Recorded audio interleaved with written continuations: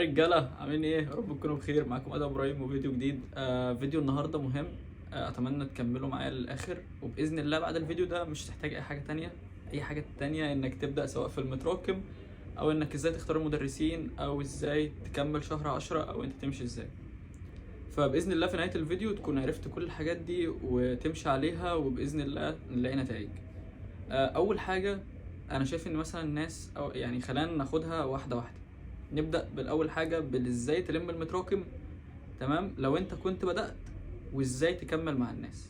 تمام، اللي لسه ما بداش برضه هتكلم عليه، بس خلينا نبدا الاول انك بدات بس راكمت بعد فتره. طيب خلينا نقول ان انت بدات تمام مع المدرسين اللي انت معاهم، سواء في سنتر او اونلاين، وبعد فتره لقيت نفسك راكمت. تمام، فانت دلوقتي عايز تمشي معاهم في الجديد، وعايز كمان تعرف تلم المتراكم، وبقيت متشتت وواقع في الدايره دي. طيب تعالى ناخدها واحده واحده. اول حاجه، انا عايزك تمشي معاهم في الجديد عادي زي ما انت. يعني اي حاجه بتنزل جديد افتحها وذاكرها وحل عليها، فهمها كويس وتمام، وخصص وقت انك تاخد جزء من القديم اللي انت مراكمه. يبقى انت دلوقتي ما رحتش بدأت في المتراكم بس وطنشت الجديد فبقى متراكم، ولا انك فضلت في الجديد وسبت المتراكم ففضل متراكم. لا خالص، او انت بقى مشتت وقعدت خالص ما عملتش اي حاجه. فانت اول حاجه تبدأ في الجديد وتمشي فيه زي ما انت، وتخصص وقت للقديم.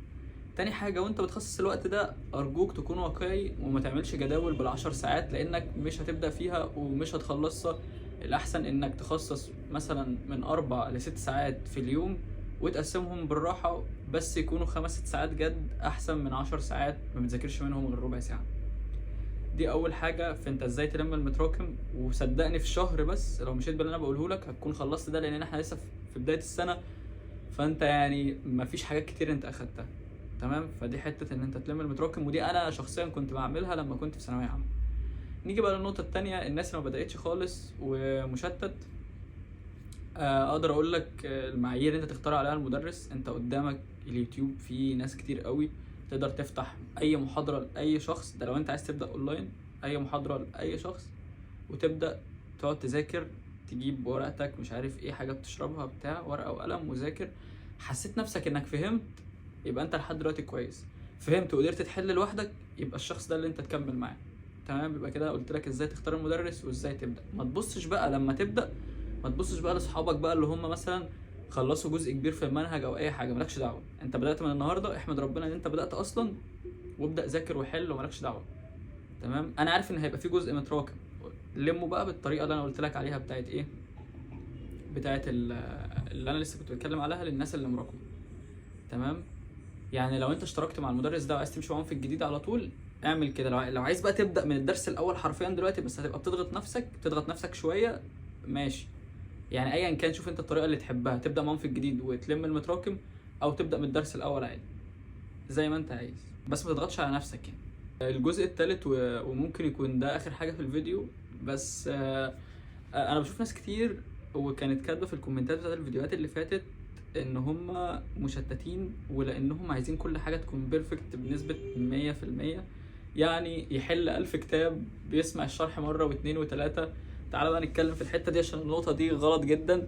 وانا نفسي كنت كده برضو في فتره من الفترات، كنت فاكر ان انا كل ما احل اكتر وانا لسه في بدايه السنه، انا كده هبقى يعني خلاص، انا كده ضمنت الامتحان. اول حاجه، ما تحلش من 5 مصادر، لان كل ده مش هيفيدك في حاجه في البدايه. لان كل واحد، انت اهم حاجه لو فاهم الشرح كويس جدا وبتقدر تحل الدرس كويس من مصدر واحد او مصدرين. المصدرين اللي هو المدرس انت ماشي معاه، اعتقد بيكون ليه كتاب لو هو اونلاين.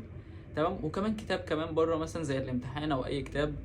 تمام، تقدر تحل فيه. انا بديك بس مثال، مش بقول لك لازم تحل من الامتحان. قدامك كتب كتير قوي في كل المواد، اختار الكتاب اللي يناسبك وحل فيه، بجانب الكتاب بتاع المدرس اللي انت بتاخد معاه. واعتقد لحد دلوقتي كده انت كويس. ولما توصل مراجعات يا عم، حل 1000 كتاب، محدش هيقول لك حاجه لما تخلص منهجات. بس بلاش تقع في دايره اللي هو انا لازم احل من مصادر كتير، ولما تلاقي نفسك اتضغطت ومش قادر تحل وفي حاجات بدات تغلط فيها، صدقني هتكسل ومش هتكمل بقى انك تذاكر حاجه تانية. وبلاش بلاش تدور على انك تكون شخص مثالي لسه في البدايه، لان النقطه دي لما بتقع فيها صدقني مش بتقدر تخرج. لان حته انك تعمل كل حاجه بيرفكت بنسبه 100% مش هتلاقيها. انت لازم تغلط مره واثنين وثلاثه. تمام، والمصادر الكتير بتشتتك، نفس بالظبط لما تكون بتاخد مع مدرس واثنين وثلاثة واربعة، دي حاجة مش حلوة خالص، هي برضو بتشتتك بالذات في النظام ده. فاتمنى تكون فهمت انا اقصد ايه، ومش عايزك تقع في حتة انك تراكم. انا نفسي كنت بعمل كده ايام ما كنت في ثانوية عامة، خصص للقديم وقت وخصص للجديد وقت، وباذن الله ربنا يوفقكم كلكم وتقدر تلم كل حاجة. ونتقابل في فيديوهات كتير باذن الله، ونتكلم عن حاجات كتير. لو عايزين اي حاجه اكتبوها لي تحت في الكومنتات، وانا هرد عليكم من خلال تجربتي اللي انا عشتها، او من خلال اقدر اساعدك، وباذن الله نوصل لحاجه مع بعض. وربنا يوفقكم يا رب، واشوفكم الفيديو الجاي. صح، نسيت اقول لكم تعملوا لايك وسبسكرايب لو الفيديو عجبكم، ولو الفيديو ما عجبكش ما تعملش اي حاجه، تقدر تروح تكمل مذاكره. معلش لو الفيديو كان طويل، بس انا حبيت اغطي كل حاجه. واشوفكم الفيديو الجاي، سلام.